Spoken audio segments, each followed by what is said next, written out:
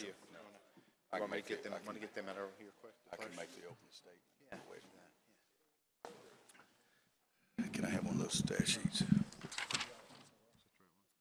Nope, wrong one. Hang on. I don't have one.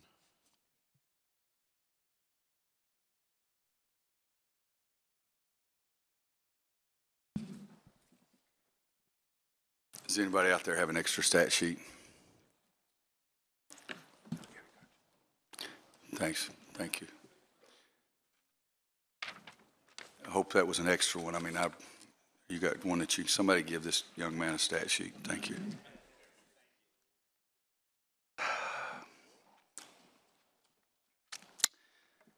First thing is really congratulations to Miami. It was just a phenomenal, has been and hopefully will continue to be a phenomenal year for them. They won the regular season and then validated it by winning the conference tournament as well, and it's just a great, great year. Look down there, they have 4 guys in double figures. They're really a big-time basketball team. Shane Larkin is hard to handle out top. He's phenomenal. He really is. He's probably the most effective player in our league. He just does so much to help their team and puts pressure on the other team. He plays hard defensively. Everybody knows their roles. They take what role they have, and they do a great job with it. Trey McKinney-Jones and Rion Brown getting 32 between them is guys that you talk about Miami's team. You talk about Larkin, and then you talk about Duran Scott, and you should. And then you talk about Kaji and Gamble, and you should. But those guys really stepped up for them big today. And 12 for 22 from three-point line is hard to handle. And but again, congratulations to them. It's a phenomenal year. And I thought the way Larkin played today, he was the best player in the league. But everybody on their team did what they were supposed to do. And guys, I got no problem with my team. I got nothing to complain about with my team today. I'm really proud of my team. And I'm not talking about the entire year. I'm talking about today. I'm unbelievably proud of what they've accomplished and how far they've come when everybody was abandoning ship earlier. But I'm really proud of my team, the way they played today. We had a mix-up on a out-of-bounds defense, and they don't have to make the 3 from a corner, but they made the 3 from a corner. And then we come down, and I think it was the next possession that PJ shot one. It went all the way down in and came back out. But my team gave great effort today. My team was tough today. My team was attentive today. And, yes, we made a couple of mistakes, but that's a game of basketball. But I feel very lucky to be the coach of my team. Questions? First for the players, raise your hands. Let us know who you are, who you're with, and please address your question to a specific player. First question in front of me. PJ, if you would, what change, if any, did you see in the Miami defense? Because coming down the stretch, you found your shot a little bit harder to get. Well, they adjusted and went smaller to kind of match up with us. They put Rion Brown at the 4, I think, and had Gamble in at the 5. But they were basically just switching everything, just trying to kind of keep a smaller defender on me and just stay under me and just trying to make it hard for me to get a shot.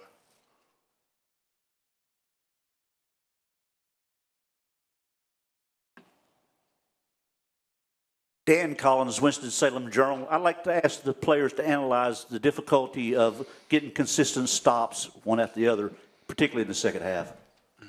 Reggie? They was a veteran group. They made some big-time shots. I felt like we was making some great defensive stops at times, but, it was just about 2 minutes when we, just lack of focus and, just getting to those players to be able to capitalize on those shots and on our mistakes. They were just capitalizing. So, they basically just did a great job at, capitalizing on our mistakes. Marcus? Yeah, I think they try to involve the entire defense with their screen on ball, which is difficult to defend. Larkin usually draws 2 or 3 guys, and then when you have shooters that are making shots, it's just a tough team to defend. And then, long shot, long rebound. Sometimes it's hard to chase down those rebounds. But they do a good job of spreading you out, and, they're a veteran group. They know how to run that spread offense with the high ball screen. So, it's tough to defend. Well, kind of basically what Reggie said. They just made some great plays down the stretch. Trey and Rion just hit some big shots. Like Coach said, we had a miscommunication on an inbound play and kind of left JP with two people, and that left one person wide open. You had to play two people. So, and he made the shot in the corner. He didn't have to, but he made it. And that's just the main thing. They just did some great stuff towards the end of the game. Skip Foreman, the Associated Press. PJ, once again, your hand, can you give us an update on how it feels today and how it felt throughout the game? It felt fine. I mean, it didn't bother me at all. But, I mean, just the thought of me having 10 stitches in my left hand, it stopped me from, like, kind of trying to reach or trying to do certain things. But other than that, I still played through it regardless. Front row. Brett Friedlander, Wilmington Star News. Obviously, you guys are disappointed right now, but considering the way the game went the last time you played these guys down there, is there any sense of, not satisfaction, but pride that you progressed as much as you did between now and then? No doubt in my mind. I know that my team, we wanted to win this game. We came out and tried to give it our hardest. We made some great plays as a team. We were showing pride. They disrespected us when we went to their place, and we just came out with more passion in this game. Just try to give them a run for their money, and we had the game. But like I said, it was a couple of mistakes that they capitalized on. But overall, I felt like my team wanted to win this game, and we came out and played our hardest. Well, I think it started last night when we were watching film, when the last time we played them, and everyone. I'm not the only one that can say this, but. Like, it frustrated us to see them, how they were having fun against us. So we wanted to come out today and just play with an intensity that we haven't played with against Miami, that Miami hadn't seen. And it kind of surprised them. And we came out and we played for 40 minutes. And they just made, like I said, they just made big plays towards the end and converted off our mistakes. I agree with what PJ said. Watching film last night on the game at Miami, really probably helped our mindset because, you watch that and you take it personal when you see them throwing the ball off the backboard and dunking it and getting wide open shots and, high-fiving and stuff during the game. So we just wanted to come out with the mindset that, we're a better team than we showed last time, and we had a really great opportunity to, earn a ring and win an ACC tournament championship. And, they probably outplayed us for the last 5-6 minutes of the game, but other than that, it was a dogfight. Young lady, could I have one of those stat sheets? Gentleman over here gave me one, but he's got one that's got a hole in it. You can't tell how many personal fouls, total points, or field goal percentage, so you gave me one. It was no wonder you gave it up so freely. Middle of the room. David Glenn from ACCSports.com and the David Glenn Show. Marcus, most guys you have to defend might be a great passer or a great penetrator or a great shooter. Larkin seems to be all of those things. Is that one of the toughest defense that you've ever had? Yeah, I mean, definitely. You don't realize how quick he is. Well, some of you guys think you realize how quick he is, but until you're out there defending him, it's just a different level of quickness. And he's really a complete guard. He's not selfish. He attacks and finds open man. So, he's had as good a year as any guard in the country. He's a great player. And that was probably the toughest matchup for me all year. We had to have multiple guys help defend. And, a lot of teams struggled defending him, and we did tonight too. But that's just a tribute to him. He's a great player. Any other questions for the players? Okay, thanks, guys. Thank you, guys. Nice job. Okay, questions for Coach right in front of us? Yeah.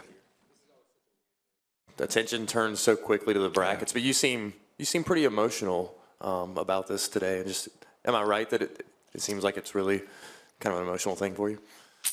Well, it is. There's no question about that. 90% of the people in this room abandoned ship. 95% of our fans did. Nobody knows how hard these kids have worked, and you get right here, and you would like them to be rewarded even more. It is a weird day, but I told my guys I didn't ever want to just walk in there and say, okay, guys, that's over with. We'll see the selection show on TV at 6 o'clock, because I want guys to hurt and learn from it. So if we get an opportunity again, it'll be even more important to them. But it's always important to me. You don't get that many chances to be the tournament champion of the ACC. And as each game goes by, you know, it's closer and closer to the season being over with. And that's hard to do, too. Nick Petrovich, Rocky Mount Telegram. Coach, the way your team played in the last month, wasn't it deeper than just a lineup change? Well, I think the lineup change was just something that happened. That talks too much about coaching. Every one of my players got better. And that was the biggest deal, is that each individual got better in what we were trying to get them to do. And that was a bigger story to me than the lineup change. Yes, we did that because we thought it would give us a better chance to win, but Marcus is better now than he was in December. James Michael is better than he was in December. Reggie, Dexter, I mean, you can go on down the line. PJ, and the credit should be given to those kids who really worked extremely hard to get better. Front row. Piggybacking on the first two questions and repeating what I asked the kids, I mean, they don't give trophies for it, but I mean, do you feel a sense of satisfaction that even though you didn't win this, I mean, they were right there at the end? You know, Brett, I get satisfaction from my team improving, and it was anybody's ball game. I don't watch the score that much, but it was anybody's ball game with 5 minutes to play. And again, you have to congratulate them. Dan's question was a good question, but it's not just what did North Carolina fail to do. That other team has a say in the game too, and you have to congratulate them. I mean, Shane Larkin is a pro whenever he decides to do it, and that's not a sly way of me trying to get him to leave by any means. I wish he'd catch a 24-hour cold when they play us. But he's a phenomenal player. You got to give him some credit. You got to give Gamble. Gamble, the first half of the game, kept setting screen, and all of a sudden the second half, he found some openings and slid, and they got the ball to him, and he got offensive rebounds for baskets. So you have to congratulate their team. But, you know, I'm proud of how my team got better. I'm proud of those kids. Back of the room. Andrew Jones, FoxSports.com. Coach, Coach Larinaga 3 decades ago was an assistant in this league on the losing end, a couple of tournament title games. You've known him for a long time, but he's taken a different course to this day than you have. What can you tell us about him that is different and unique, and what's interesting about his story of at his age coming into this league and winning a title in his second year? Well, Jimmy's done a fantastic job. Those kids have bought in what Jimmy wanted to do, and they're experienced and they're talented. They could have resisted, but they bought into what he wants to do, and I think that's a true sign of a coach that can get players to buy in and for a common goal, and that's the most significant thread. You know, it's whether a different path to get here or not. You know, I'm sure Jimmy had some opportunities from Western Kentucky, George Mason. He might have been able to leave earlier, but he was happy where he was. You know, I do remember when he was an assistant, I was a calendar salesman at that time. You know, they let me come and sit on the bench and practice every day, but I was a daggum calendar salesman. So I don't think anybody went the same path I did. But you just have to congratulate him. He's a very intelligent man. He cares about the kids. It's not just about the number of points and rebounds. He's the kind of coach that you would want your son to play for. And that's as big a compliment as another coach can give. To our right. Coach, you mentioned the people who, as you put it, abandoned ship or gave up on this team. Was there a moment or a day or a week that you saw something or had a message that got the ship, in your sense, righted? Not really. I think that, you know, being a basketball player at North Carolina is wonderful, but it's also very tough because the expectations never change.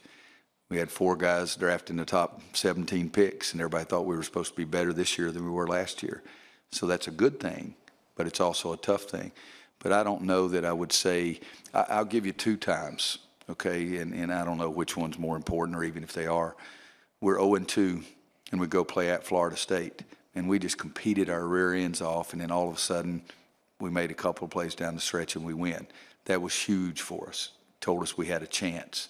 And then I think the other time was after the game when we played Miami and Duke back-to-back. And everybody's going to say it was the lineup, but it was the kids. I mean, it really was. They accepted what we were trying to get them to do and tried to play more intelligently and with a greater sense of urgency. And then we go on a little streak there. But I would say both of those times would be the ones that I would pick. Any other questions? Okay, thank you. Thanks, guys.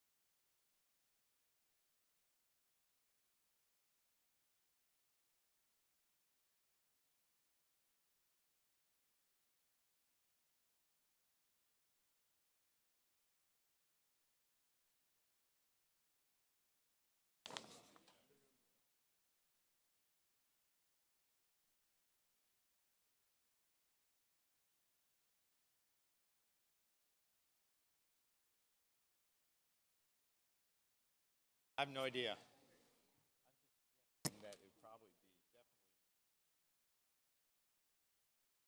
Probably more than that.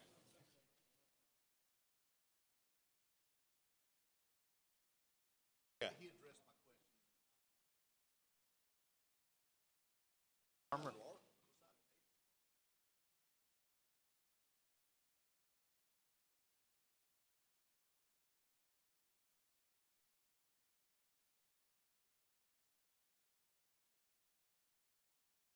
Yeah.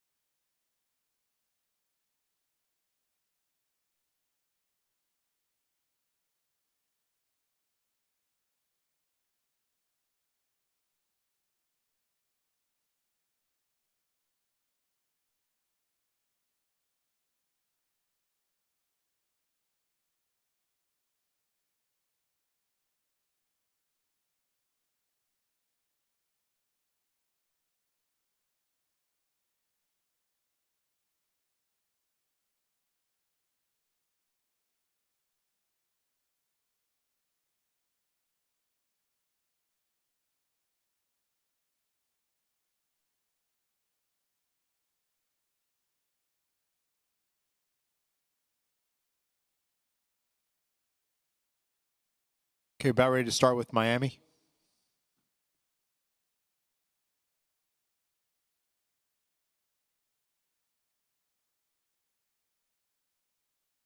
Some water?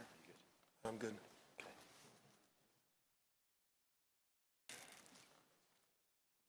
Crazy today, huh? What? That phone's going crazy now. I didn't bring it with me today.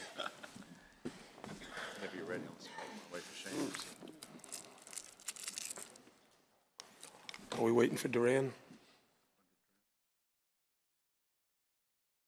Yeah, please. Trey, you want some water? While we're waiting for Duran Scott, I just make an opening statement about the game. I thought the first half was about as high a level of basketball as I've seen all year long. I thought we played great, and I thought Carolina was great. And that's what I told the team at halftime. I said, we're playing great, they're playing great, this is a great game.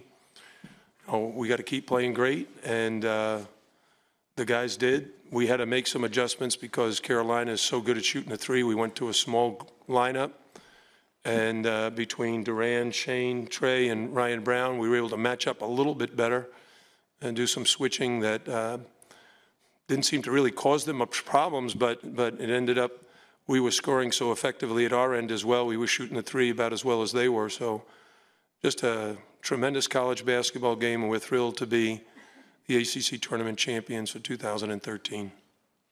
Okay, questions, again, raise your hand. Let us know who you are, who you're with. And when you're asking a question for the players, please address it to a specific player. Who is the first question?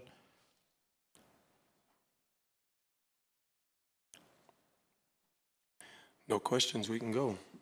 Back of the room. Andrew Jones, FoxSports.com. This is for Duran and for Trey. You guys it's your fourth year. Spent 2 years with the previous regime. Now in your second year with Coach Larinaga. What is it about him that has brought this out of you guys? Trey? He's an extremely good coach, by far the best coach that I've ever played for. And he really just knows how to get to us. You know, if we're down, he knows how to pick us up. Very good X and O's, and he's just, you know, I couldn't ask for a better coach.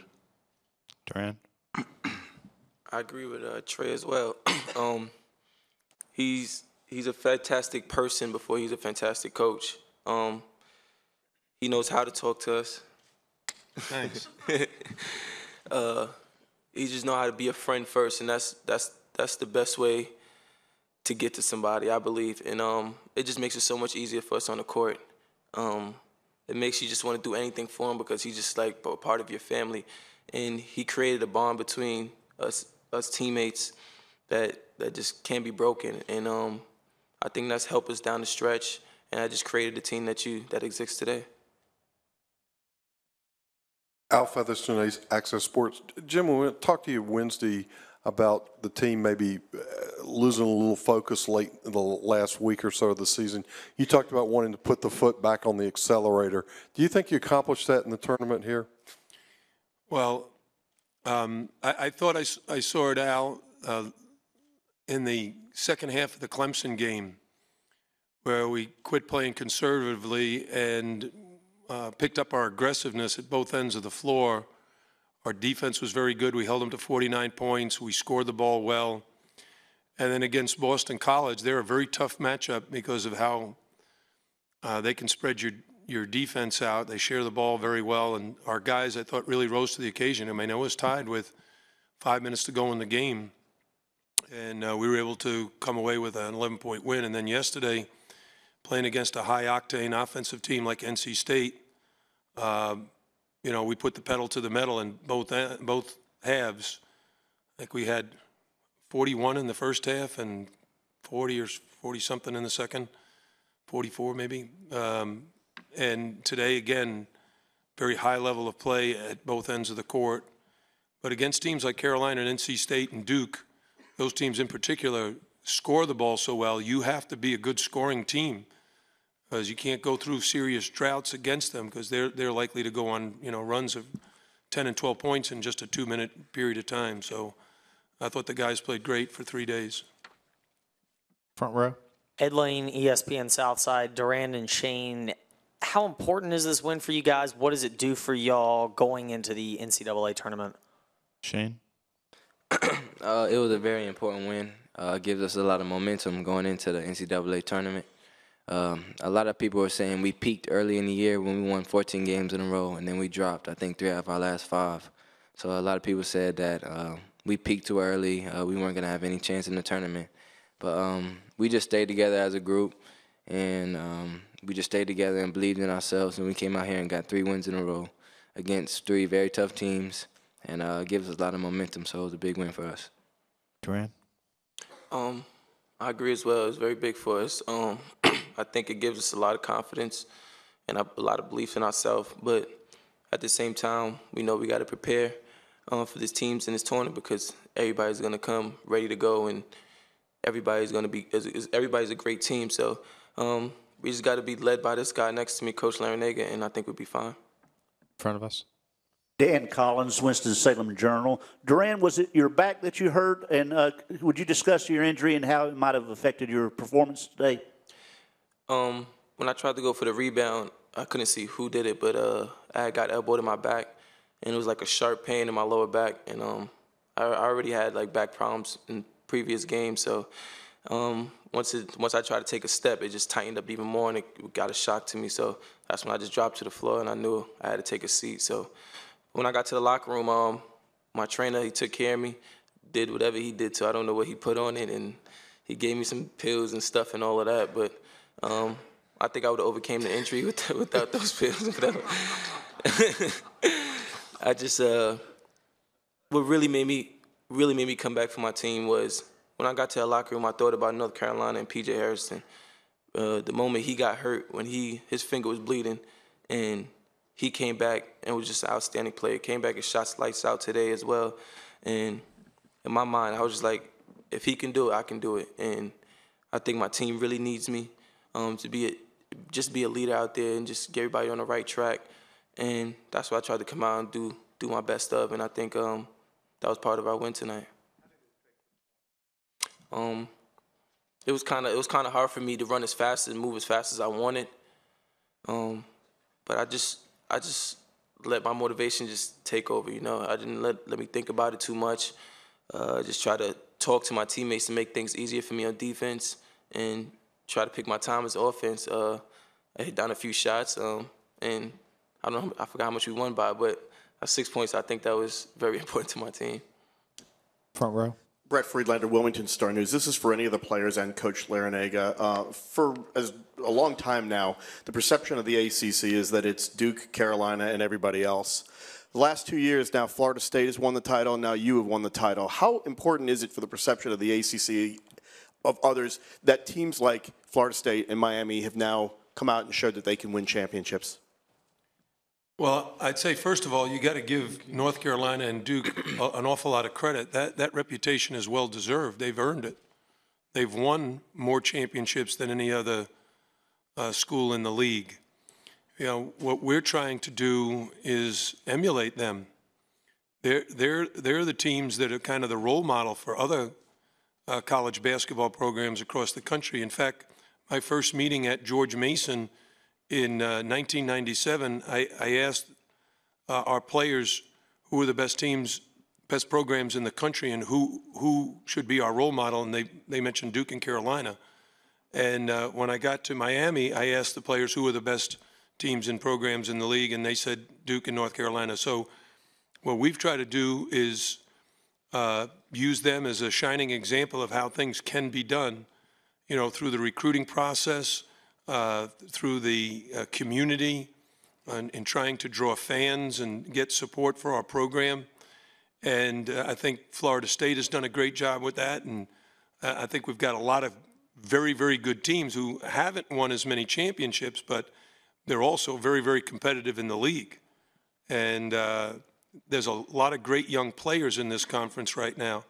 And it could be any of those teams sitting here next year at this time. Duran? I just agree with Coach.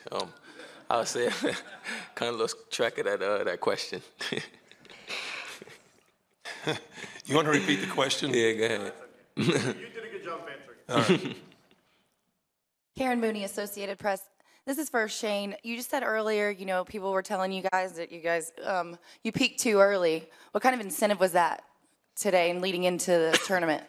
I don't know about the other guys on the team, but I do a lot of research online, seeing what people are saying about us, individual players on our team, and yeah, I just kept seeing that everywhere. Like, they peaked too early, they're not going to do anything, they're finished, and that just motivated me and me to go out there and play as hard as I could. And usually I'm the first person to bring the ball up on offense or the first person on defense, and everybody sees me because I'm in front of the team. So I just try to play with a lot of energy and just try to lead by example. Durant's the heart and soul of the team. He's a vocal leader, and I just try to lead by example. And just with people saying that just gave me a lot of motivation to go out there and play hard. And we did a great job this whole weekend, everybody playing hard, and that got us a victory. Back left. Robbie Pickerel from ESPN.com. I'm curious what each of you will do with your piece of the net, including you, Coach. Trey? Well, go ahead, Trey. I haven't even thought about it, actually. Probably give it to my mom. I gave her my plaque already. She's been here supporting me through it all, so I'll probably give it to her. Shane? I'm going to sleep with it for like the next 2 weeks. I think I'm going to bring it home and add it to a few of my collections. Coach? Yeah. Before the tournament began, I played high school basketball in New York City at Archbishop Malloy High School, and my high school coach, Jack Kern, was my inspiration for wanting to get into coaching, and he coached at Malloy for like 56 years. He's the winningest coach in both basketball and baseball in the history of the state of New York. And just kind of quietly in my own way and in my prayers, dedicated this tournament to him.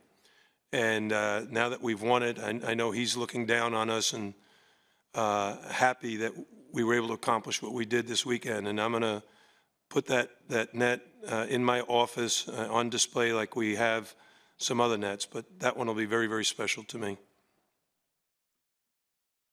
My question is for Shane. Shane, North Carolina had so many things going in their favor today, and that they had the big crowd, they had the tradition they're used to being here. They had the motivation of how you guys beat them down in Miami. They really said they were fired up about that, and they got to play against you without Durant Scott at 100% much of the game. Is that something you recognize what they had in their favor, and how were you able to overcome that as a team? They had a lot of things in their favor, but we had a lot of things in our favor. We had a lot of fans here too. We could hear our fans just as loud as they were, as their fans. And we just stayed together. It doesn't matter where we play. Coach L always says this. It doesn't matter where we play, who we play. We just got to do what we got to do. And we could have played them at Carolina. We just got to stick together as a team and stay poised and not get down on each other and just encourage each other and stay together, as close together as a group as we can. And I think we did that tonight. And they did a great job of shooting the ball. We could have got on each other and started yelling at each other and had bad vibes out on the court, but we stayed together. And it's just a big thing with us. We always stay together. Together is the last word we say when we break every huddle. And we're just a family. We're a family on the court. We have great chemistry. And we have a lot of momentum right now, so we're just playing great. Take 5 more questions, and I know who you are. First one to our left. Steven Schramm, Fayetteville Observer. My question's for Trey. In the second half, after P.J. Harrison hit one of his threes, I swear it looked like you were laughing to yourself when you were running down the court. Was that right? Yeah, I was. Just the way both teams were shooting at that time was just lights out. It was crazy. So, yeah, all I could do was laugh at that point. Nobody was really missing. P.J. Harrison to do? That's what he'd been doing this whole tournament. So we just, tried our best to get a hand in his face, and at times that didn't really matter, and he was still knocking it down, but we just had to do it on both ends. To our right. Jim Barry Jacobs, ACCSports.com. When Bobby Cremins won the championship in 1985, he talked about how he felt somewhat responsible for South Carolina losing in 1970, and it was his chance to finally get even. And you were part of 2 teams that got to the finals at Virginia 30 years ago. Do you have any sense of completing something that was incomplete before? I'm glad you brought that up, Barry.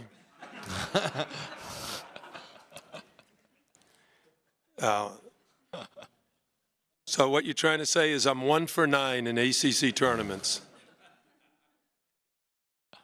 You know, it's what I tell these guys all the time. You got to live in the moment. And I don't live in the past very much. I don't live in the future. Try to live in the moment, in the present, and help these guys as much as I can. You know, when a team wins, it's really the players that executed. You know, Shane makes the shots, Trey makes the shots, Duran gets the defensive stops and steals, and you know, it's Julian Gamble dunking the ball. It's not me. No, this is all about these guys dedicating themselves and having a very clear focus of what they want to accomplish and making all the necessary sacrifices. We have guys on the bench who are dying to play. Tanya Jakiri, who's 6'11", said to me at one of the timeouts, "Put me in, I can stop Hairston." I was like, okay, thanks, Tanya, for the suggestion. But they all want to play and they all want to contribute. But the great part is, whatever decisions I've made, I think Duran said this earlier, they try to make the decisions work. And so what we did at Virginia was great when I was there, and what we've done at Miami this season is great for these guys as well, and I'm just enjoying it. I'm kind of just along for the ride. Shane, obviously a long list of quality and big-time ACC guards. What's it like to add your name to that list? And also, are there any particular players that you've tried to pattern or model your game after? It means a lot. My coaches have done a great job in helping me become the player I am from last year to this season. And if I had to say one player I try to model my game after, it would be Chris Paul. He doesn't always look to score the ball. And he just knows when to pick his spots, and he's always trying to get others involved early in the game. He tried to get his teammates going, see if somebody can get hot, and just keep feeding them like Trey did today. He got hot early, so I was just trying to find him everywhere. And Chris Paul he's the best point guard in the league in my eyes, and I just try to model my game as closely as I can his. Front row. For Duran, Ed Lane with ESPN Southside, I know Shane mentioned you could hear y'all's fans as well as the others, but last two games were more or less road-type atmospheres with NC State and UNC having more fans. What does that do to prepare this team for wherever you may go in the tournament, where you might be in a situation where you have to go into an environment where someone else has a lot more fans than you do on what is a, quote, neutral court, end quote? Well, our coach always told us before these games, these are the type of games you want to play in. It's going to prepare us for the tournament, just to test our toughness, test us mentally and physically. And I think we succeeded in that test. And as you can see, we won ACC championship, which I'm proud of my guys. But the main thing, like Shane's repeat every time, we just stay together. There's nothing that can beat that if we just stay together. And that's what we did tonight. We came up with a victory, and we're going to continue doing that. Last question. Coach had referenced earlier going to a small lineup. I wanted to ask the players how comfortable you guys are playing that style of basketball, and what does that say about your versatility? Trey? Go, Shane, if you're ready, Shane. We pretty much have a 4-guard rotation. Only one guard really comes off the bench for us. And we always play together at practice. So we're comfortable playing with each other. We all know what we're capable of. We all believe in each other. We never get down on each other. We go against each other in practice every day, so we know what type of competitors we are. And we just believe in each other. So going small is fun out there. It gives us more opportunities to spread the court out, spread people out, get easier drives and kicks. And when Trey's shooting the way he's shooting tonight, even though Duran was hurt a little bit, he still had great drives to the basket that opened up open shots for other people. If it was the first shot or the first pass or the second pass out of that drive, his drives were key late in the game, driving to the basket, getting other people open. Ryan Brown hit several big shots tonight. He's always up for the big shot. And they just spread the court, and everybody did a great job tonight. We went small. We had to because they play small, and we answered the bell. So it was a good game for us. Okay, thank you. All right, guys, great job. Get up next, please.